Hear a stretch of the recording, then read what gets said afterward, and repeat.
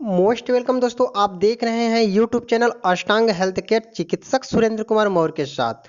दोस्तों, आज हम बात करने वाले हैं टिटनेस के विषय में। टिटनेस क्या है, क्यों होता है, कैसे होता है, किस कारण होता है। तो दोस्तों, आप वीडियो के लास्ट तक बने रहिए। दोस्तों, कहावत क्या हकीकत कहा गया है कि किसी भी कार्यक्रम में या किसी पार्टी में या किसी फंक्शन में आप पूरा समय नहीं देते हैं तो उस कार्यक्रम का आनंद उतना नहीं आता है जितना पूरा समय में मिलता है। तो दोस्तों, चलिए हम बात करते हैं अपने टॉपिक पे टिटनेस के विषय में। टिटनेस एक बहुप्रचलित संक्रामक रोग है जिसमें शरीर की मांसपेशियों में संकोच और अकड़न आ जाती है। रोग रोग के अधिक उग्र होने पर शरीर की मांसपेशियां इतनी जकड़ जाती है कि शरीर धनुष की तरह टेढ़ा हो जाता है। इसलिए इसे धनुर्वात कहते हैं। इसे धनुष्टाकार, धनु स्तंभ एवं धनुर्प्रवानक भी कहा जाता है। आधुनिक चिकित्सा विज्ञान में इनको टिटनेस कहा जाता है। अंग्रेजी में इनको लॉक जा के नाम से जानते हैं। यह एक खतरनाक जानलेवा और भयंकर संक्रामक रोग है जिसका विषाणु किसी घाव के माध्यम से शरीर में प्रवेश करके अपने विष से रोग पैदा करता है। प्रतिवर्ष भारत में 2 लाख से अधिक लोग टिटनेस के शिकार होते हैं तथा उनमें से आधे मृत्यु को प्राप्त होते हैं। किसी एक विशेषज्ञ डॉक्टर का कहना है कि यह नहीं मालूम कि भारत में प्रतिवर्ष कितने लोग टिटनेस से मरते हैं, क्योंकि देहातों में टिटनेस से मरने वालों के बारे में सूचना नहीं मिल पाती है। टिटनेस की बीमारी दंडाकार सूक्ष्म कीटाणु बैसिलस क्लोस्ट्रीडियम टिटेनी से होती है। ये जीवाणु घास चरने वाले घोड़ों जैसे कि घोड़े, गाय, भेड़, बकरी आदि की आंत में रहते हैं और उनके मल से निकलते रहते हैं। अतः जिस स्थान पर घोड़े आदि की लीद पड़ी होती है वहाँ ये जीवाणु उपस्थित होते हैं।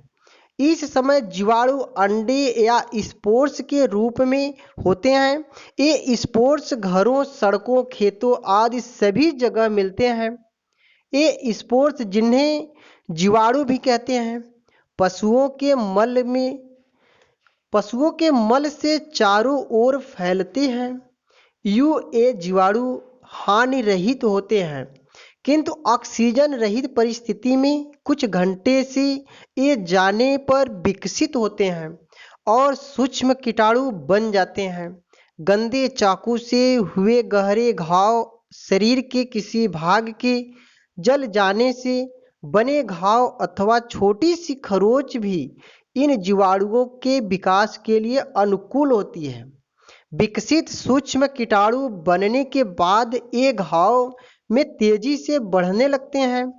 इस अवधि में सूक्ष्म कीटाणुओं से अत्यधिक शक्तिशाली विष रिसने लगता है।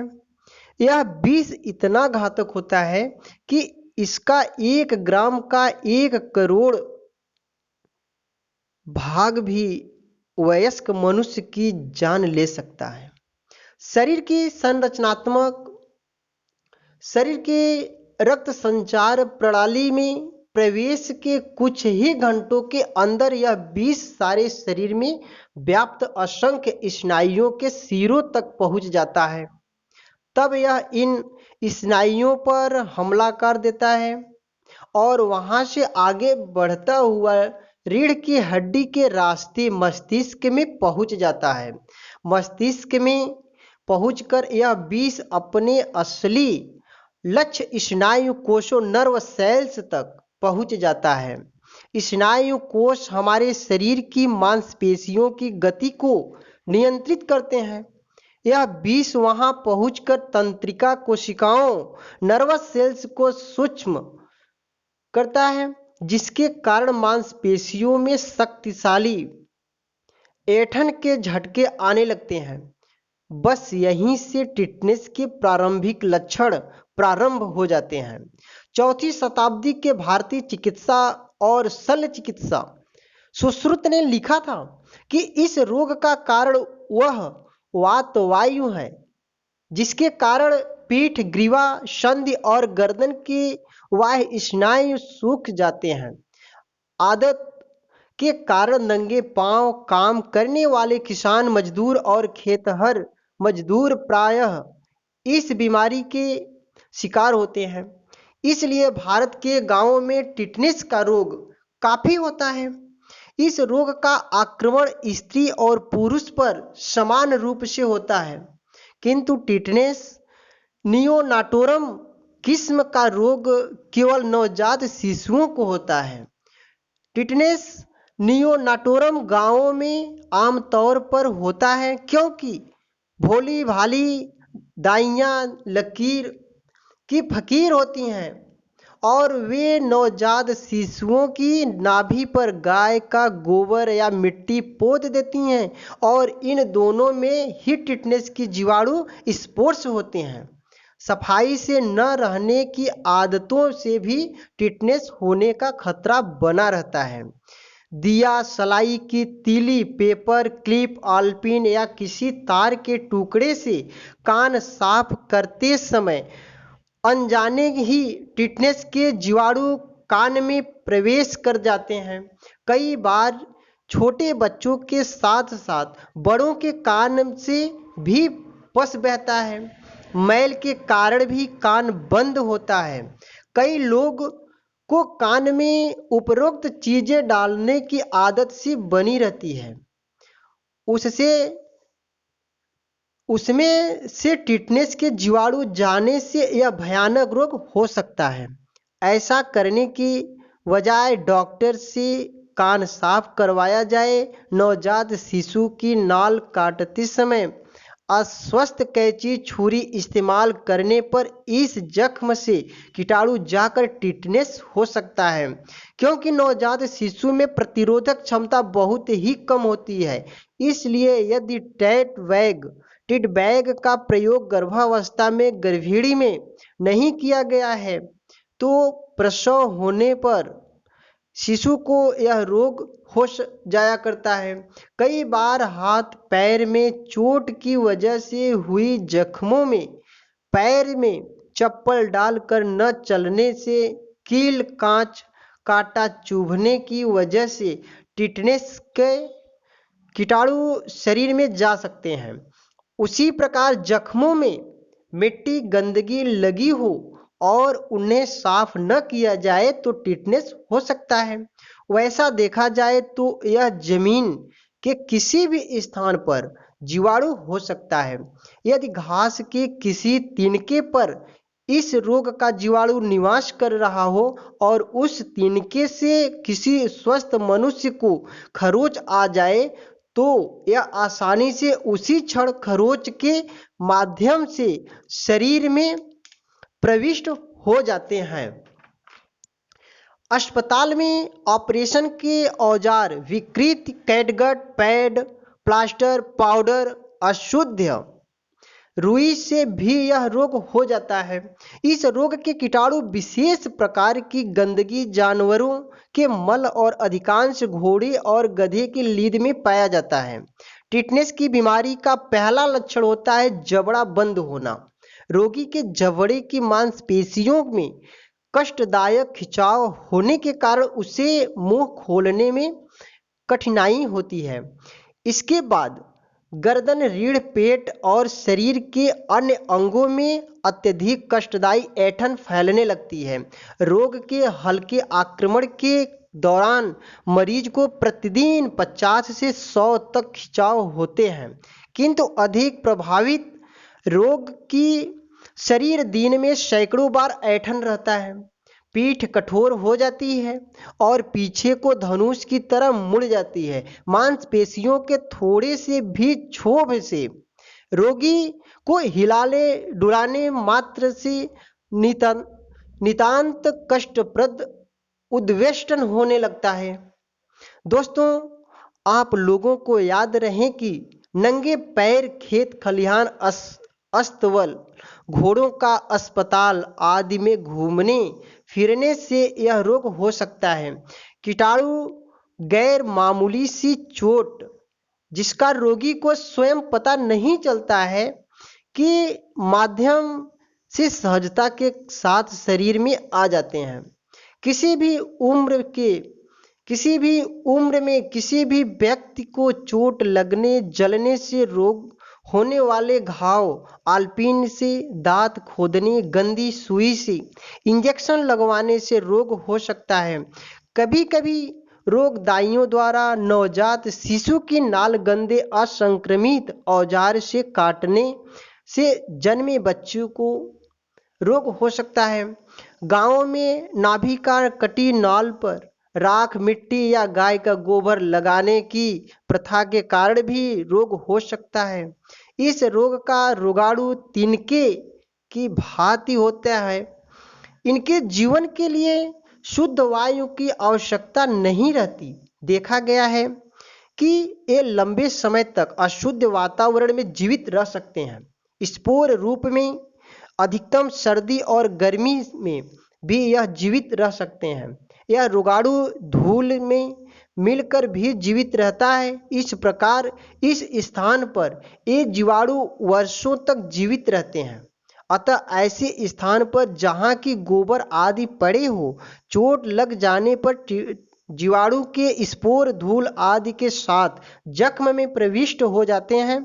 फिर इन स्पोरों में से जीवाणु निकलकर रोग उत्पन्न कर देते हैं।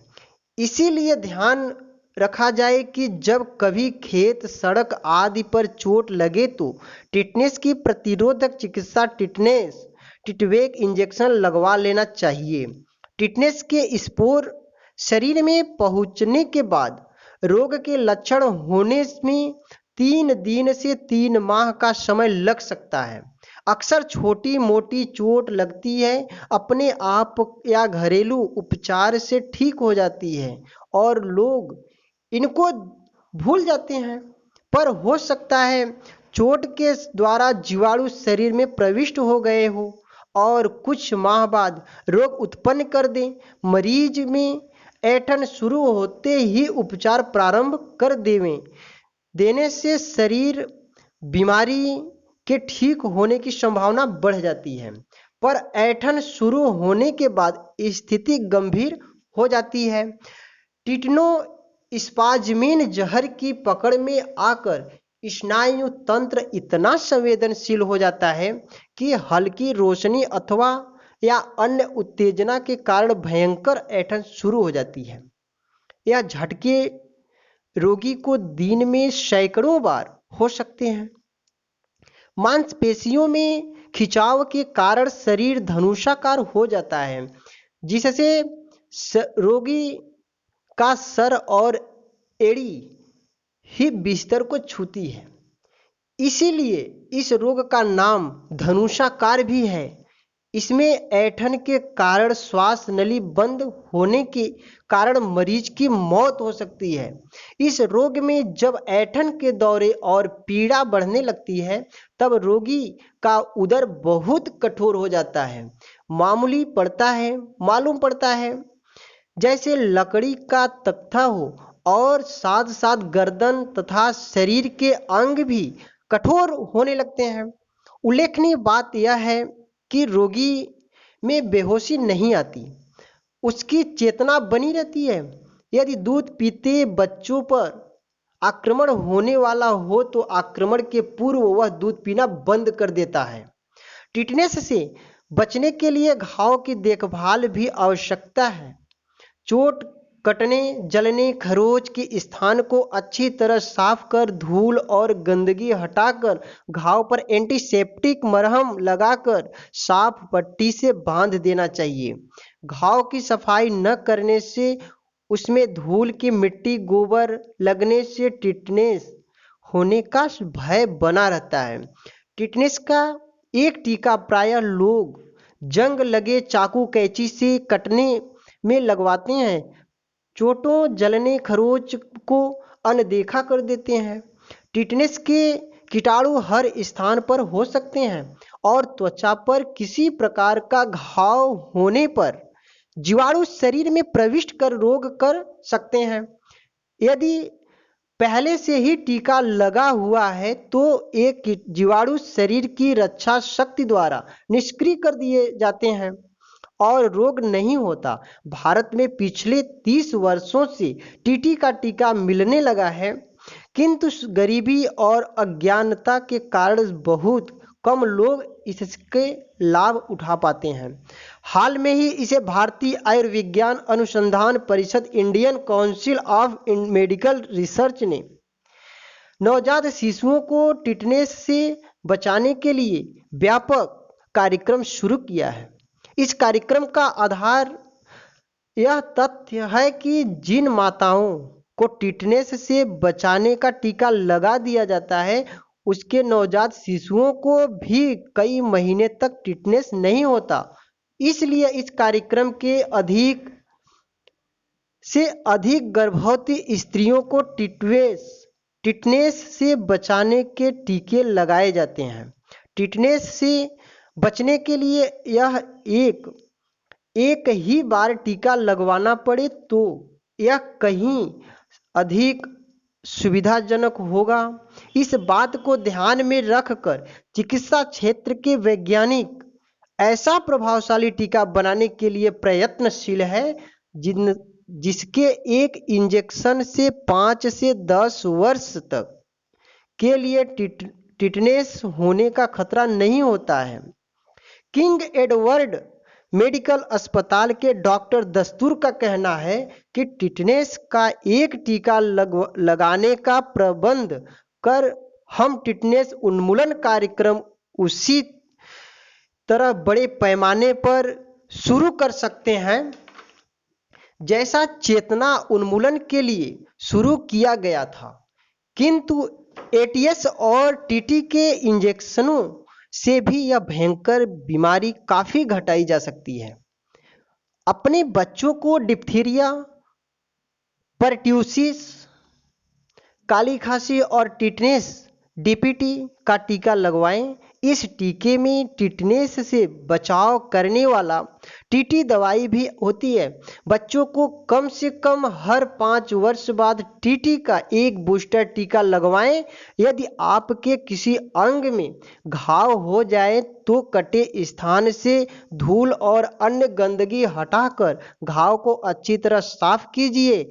जिस घावों में आमतौर पर टिटनेस हो जाता है, जंग लगी कील का गहरा घाव और